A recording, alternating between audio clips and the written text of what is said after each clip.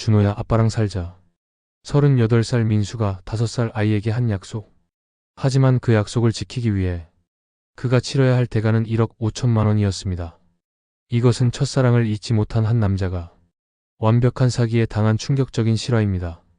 여러분이 만약 1억 5천만 원의 함정에 빠졌다면 어떤 기분일까요? 그것도 첫사랑의 아이를 친아들로 입양한 지 단 6개월 만에 받은 이혼 소송장이라면 말입니다. 더 충격적인 건 모든 것이 처음부터 계획된 완벽한 사기였다는 사실입니다. 이 이야기는 실제 사건을 바탕으로 재구성한 것이며 등장인물의 이름과 세부사항은 모두 변경되었음을 미리 말씀드립니다. 만약 여러분이 법원에서 온 이혼 소송장을 받는다면 어떤 기분일까요? 그것도 15년 만에 만난 첫사랑과 결혼한 지 고작 1년 만에 말이에요. 더욱 충격적인 건 아내의 아들을 법적으로 친아들까지 입양한 지 6개월 만에 받게 된다면 말입니다. 아내의 불륜 상대는 회사 부장이었고 모든 게 계획적이었습니다. 38살 민수에게 도대체 무슨 일이 일어난 걸까요? 지금부터 이 충격적인 실화를 들려드리겠습니다. 영상 끝까지 보시고 댓글로 여러분의 선택을 알려주세요. 15년 전인 2007년 서울의 한 대학교에서 이야기가 시작됩니다. 민수는 경영학과 모범생이었어요. 항상 책을 끼고 다니는 성실한 학생이었죠. 연애 경험은 전무했어요. 소심한 성격 탓에 여학생들과 대화하는 것조차 어려워했거든요. 그런 그에게도 가슴 뛰게 하는 한 사람이 있었습니다. 같은 과 동기인 지연이었어요. 과 대표를 맡을 정도로 리더십이 있었고 누구와도 쉽게 친해지는 특별한 매력이 있었습니다. 민수는 지연을 좋아했지만 감히 고백할 용기는 없었어요. 2학년 때 발렌타인데이에 고백하려고 준비했지만 막상 지연을 마주하니 다리가 떨려서 아무 말도 못했어요. 더 안타까운 건 지연도 민수를 좋아했다는 사실이에요. 이건 15년 후 재회했을 때 알게 된 충격적인 진실이었습니다. 민수야, 사실 나도 그때 너를 좋아했어. 내가 먼저 고백하길 기다렸는데. 결국 2009년 졸업과 함께 그들의 만남도 끝이 났습니다. 그렇게 15년이라는 긴 세월이 흘렀습니다. 민수는 대기업 과장이 되었지만 여전히 혼자였어요. 만나는 여성마다 자꾸 지연과 비교하게 되었거든요. 5명 정도의 여성과 만났지만 뭔가 부족함을 느꼈죠. 지연은 어떻게 지냈을까요? 2010년 회계사와 결혼해서 2018년 아들 준호를 낳았지만 2020년 교통사고로 남편을 잃고 지연은 하루아침에 미망인이 되었어요. 2살 준호가 아빠 어디 갔어? 라고 울부짖는 소리를 들으며 정신이 나갈 것 같았다고 해요. 작은 회사 격리로 들어가서 하루 10시간씩 일하며 혼자 아이를 키웠죠. 그런데 운명적인 재회가 있었습니다. 2022년 4월 어느 봄날 민수는 회사 근처 카페에서 우연히 지연을 발견했어요. 혹시 지연이니? 어? 민수야. 정말 민수 맞아? 15년 만의 재회였습니다. 지연의 얼굴에는 세월의 흔적이 보였지만 여전히 아름다웠어요. 다만 예전에 없던 깊은 그림자가 눈가에 있었습니다. 혼자 아이를 키우며 2년을 버텨온 흔적이었죠. 그 만남 이후 2사람은 자주 연락하기 시작했습니다.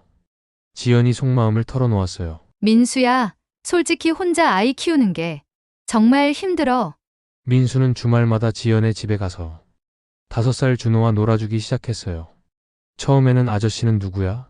라고 경계하던 준호였지만 3개월 후에는 마음을 열기 시작했습니다. 어느 날 준호가 민수에게 말했어요. 아저씨, 아빠가 되어줄래요?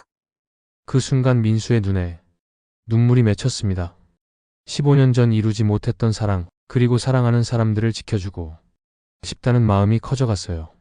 2022년 12월 크리스마스 이브, 민수는 지연에게 프로포즈했습니다. 지연아, 내가 지연이와 준호를 지켜주고 싶어요. 2023년 3월 2사람은 조용한 결혼식을 올렸어요. 준호가 반지 배달자 역할을 했죠. 결혼 후 민수는 중요한 결정을 했습니다. 준호를 단순한 양자가 아닌 친양자로 입양하기로 한 거예요. 친양자 입양이 무엇인지 아시나요? 법적으로 완전한 친자식과 동일한 지위를 갖습니다. 호적에서도 친아들로 기재되고 한 번 맺어진 관계는 웬만해서는 끊을 수 없어요. 2023년 9월 드디어 친양자 입양이 완료됐어요. 준호에게 보여주니 와, 이제 진짜 아빠구나. 하며 좋아했어요. 2023년 한 해는 정말 행복했습니다.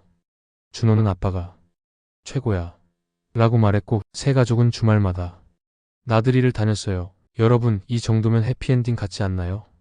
하지만 진짜 이야기는 지금부터입니다. 하지만 민수는 알지 못했습니다. 그가 가장 행복해하던 그 순간 이미 배신은 시작되고 있었다는 것을. 2024년 초 겉으로는 모든 것이 평온해 보였습니다. 하지만 민수는 이상한 꿈을 꾸기 시작했어요. 지연이 누군가와 웃고 있는 꿈을. 그리고 그 불안한 예감은 곧 현실이 되었습니다. 민수는 이상한 점들을 발견하기 시작했어요.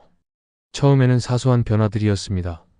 지연이 핸드폰을 뒤집어 놓고 자는 일이 잦아졌고 회식이 일주일에 2, 3회로 늘어났습니다.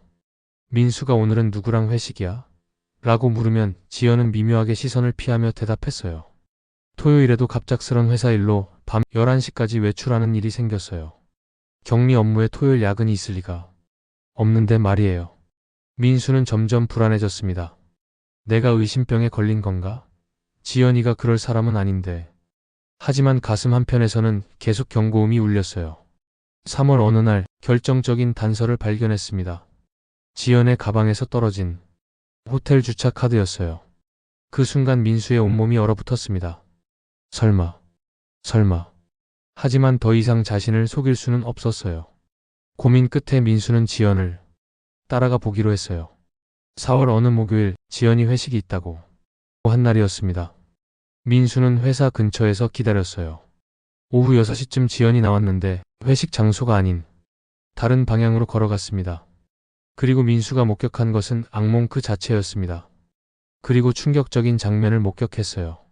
지연이 한 남자와 함께 호텔로 들어가는 모습을 본 거예요. 그 남자는 지연이 다니는 회사의 부장이었습니다. 민수는 그 자리에서 무너져 내렸어요. 다리에 힘이 풀려 주저앉았습니다. 이게 현실이야? 꿈이야? 15년을 기다린 사랑이, 친양자까지 입양한 가족이, 이게 다 거짓이었다고? 민수는 그 자리에서 무너져 내렸어요. 이게 현실이야? 꿈이야? 다음날 민수는 사립탐정에게 의뢰했습니다. 저는 단순한 피해자가 되지 않겠습니다. 모든 진실을 밝혀내겠어요. 일주일 후 받은 조사 결과는 상상을 초월했어요. 지연과 그 부장의 관계는 이미 6개월 전부터 시작되었다는 것, 즉 민수와 결혼한 지 겨우 6개월 만에 불륜이 시작된 거였어요. 더 충격적인 건 그들이 나눈 대화 내용이었습니다. 탐정이 건네준 녹취 파일을 들을 때 민수는 온몸이 떨렸어요. 남편은 언제까지 속일 거야? 조금만 더 준호 때문에 당장은 이혼할 수 없어. 그 사람도 친양자 입양까지 했으니까 쉽게 떠날 수는 없을 거야. 사랑이랑 조건은 다른 거잖아. 민수는 완벽한 남편감이지만 내 심장을 뛰게 하지는 못해. 고마운 사람이지만 사랑하는 사람은 아니야. 친양자 입양으로 확실하게 묶어놨으니까 이혼해도 양육비는 계속 받을 수 있어. 14년간 1억 5천만 원은 확실히 받는 거잖아. 그 순간 민수는 깨달았습니다. 자신이 얼마나 완벽한 함정에 빠졌는지를. 이 모든 게 계획적이었다는 것을. 지연은 처음부터 민수를 이용할 생각이었던 거예요. 여러분, 이 상황을 상상해 보세요. 15년 만에 만난 첫사랑, 진심으로 사랑했던 아내, 친아들처럼 키운 아이. 모든 것이 거짓이었다면 여러분은 어떤 기분이실까요? 그리고 충격적인 그날 5월 15일 민수가 집에 돌아오니 우편함에 법원 봉투가 들어 있었어요. 이혼 소송장이었습니다. 지연이 먼저 이혼 소송을 제기한 거였어요. 소송 사유는 성격 차이와 가정 불화였습니다. 그날 밤 민수는 지연에게 물었습니다. 이게 뭐야? 설명해봐. 미안해, 민수 씨. 나 다른 사람을 6개월 전부터 만나고 있어. 준호는 어떡하고? 준호는 민수 씨가 키워. 친양자잖아. 법적으로 민수 씨 아들이니까. 민수는 그제서야 자신이 얼마나 치밀한 계획에 당했는지 깨달았습니다. 다음 날 법무법인을 찾아간 민수는 충격적인 사실을 알게 됩니다. 변호사가 설명했어요. 친양자 입양의 경우 파양이 극히 제한적입니다. 한번 친양자가 되면 웬만해서는 그 관계를 해제할 수 없어요. 그럼 제가 이혼을 해도 준호와의 관계는 계속된다는 말인가요? 그렇습니다. 법적으로는 평생. 아버지로 남으셔야 해요. 이혼 후에도 양육비, 지급 의무가 있고 아이가 성인이 될 때까지 부양 책임이 따릅니다. 양육비는 얼마나 내야 하나요? 보통 민수 씨 소득의 15에서 20% 정도가 책정될 가능성이 높습니다. 준호가 19세가 될 때까지 14년간 내야 하니까 대략 1억 5천만 원 정도 될 것 같네요. 변호사가 덧붙였습니다. 솔직히 말씀드리면 이런 케이스는 처음 봅니다. 친양자 입양을 이렇게 악용한 사례는. 민수는 머리가 하얘졌어요. 자신이 완전히 함정에 빠진 거라는 걸 깨달았거든요. 그날 밤 준호가 민수에게 다가왔어요. 아빠, 왜 엄마랑 싸워? 우리 가족 아니야? 준호가 물었어요. 아빠, 나 때문이야? 민수의 마음이 찢어졌습니다. 아니야. 준호 때문이 절대 아니야. 준호는 아빠의 소중한 아들이야. 잠깐 여기서 댓글로 투표해주세요. 만약 여러분이 민수라면 어떻게 하시겠어요? 첫 번째, 아이를 위해 모든 걸 참고 결혼을 유지한다. 두 번째, 새로운 삶을 위해 이혼하되 아이와는 계속 만난다. 세 번째, 완전히 새로운 시작을 선택한다. 댓글에 1번, 2번, 3번으로 투표해주세요. 정말 궁금합니다. 가정법원에서 조정이 있었습니다. 민수는 사립탐정이 수집한 모든 증거를 법정에 제출했어요. 호텔 출입 기록, 녹취 내용, 통화 기록 불륜의 증거가 명확했습니다. 지연은 더 이상 부인할 수 없었어요. 판사가 말했습니다. 불륜이 명확히 입증되었으므로 이를 위자료 산정에 반영하겠습니다. 그러나 가장 결정적이었던 건 준호 문제였어요. 지연이 양육권은 제가 갖되 경제적 능력이 부족하니 양육비는 피고가 전담해 주세요라고 요구한 거예요. 친양자 관계는 유지되니까 법적 의무는 있지만 실제 양육은 제가 하겠습니다. 결국 지연은 아이도 챙기고 돈도 받는 완벽한 구조를 만들려고 했던 거죠. 최종 판결이 나왔어요. 위자료 3천만 원, 월 양육비 80만 원. 준호가 성인이 될 때까지 면접 교섭권은 월 2회였습니다. 민수는 결국 어떤 선택을 했을까요? 이혼은 받아들였지만 준호와는 계속 만나기로 했어요. 이혼 확정 후 첫 만남에서 민수는 준호에게 말했습니다. 준호야, 아빠는 엄마랑 따로 살게 됐어. 하지만 너는 여전히 내 아들이고 아빠는 항상 너를 사랑해. 2025년 현재 민수는 혼자 살고 있습니다. 투룸 작은 아파트를 얻어서 준호가 주말에 오면 함께 지낼 수 있도록 했어요. 매주 토요일마다 준호를 만나서 함께 시간을 보내고 있습니다. 아빠, 오늘 뭐 할까? 준호가 하고 싶은 거 하자. 경제적 부담도 만만치 않았어요. 월 양육비 80만 원에 준호와 만날 때마다 드는 비용들. 하지만 민수는 힘들어도 끝까지 아빠 역할을 할 거예요. 준호에게는 제가 유일한 아빠니까요. 그 후 들은 이야기로는 지연은 그 부장과 재혼했지만 소식을 들어보면 행복해 보이지는 않는다고 해요. 그 부장이 지연과 재혼한 후에도 바람을 피우고 있다는 거예요. 지연이 그걸 알고 엄청 후회하고 있다고 해요. 준호도 새아버지와 잘 지내지 못한다고 해요. 새아빠는 나를 싫어해. 맨날 시끄럽다고 혼내라고. 준호가 민수에게 털어놓았거든요. 민수는 이렇게 말했어요. 처음에는 정말 분노했어요. 배신감도 컸고 하지만 시간이 지나면서 준호만큼은 지켜야겠다는 생각이 들었어요. 제가 선택한 거니까요. 친양자 입양은 신중히 결정해야 해요. 사랑에도 책임이 따르고 무엇보다 아이 입장에서 생각해야 합니다. 전문가들은 이렇게 조언해요. 친양자 입양은 친생자와 완전히 동일한 법적 효과를 갖습니다. 감정적으로 결정하지 말고 최소 1년 이상의 충분한 관찰 기간을 거쳐 결정하세요. 이 이야기가 우리에게 주는 교훈은 무엇일까요? 첫 번째, 사랑과 책임의 무게입니다.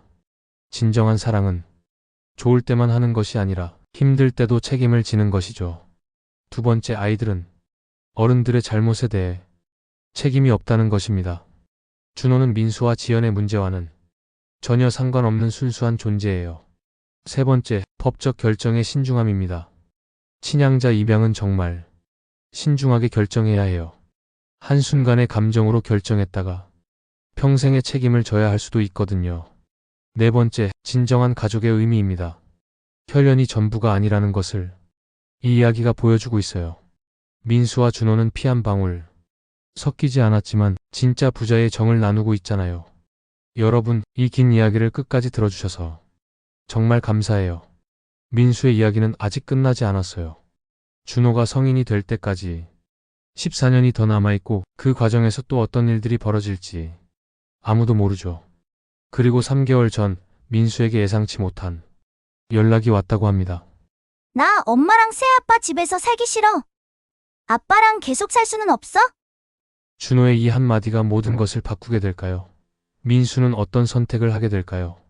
하지만 하나 확실한 건 민수가 준호를 향한 사랑만큼은 변하지 않을 거라는 점이에요. 그것이 진정한 아버지의 모습이고 우리가 배워야 할 책임감이 아닐까요? 댓글로 꼭 알려주세요.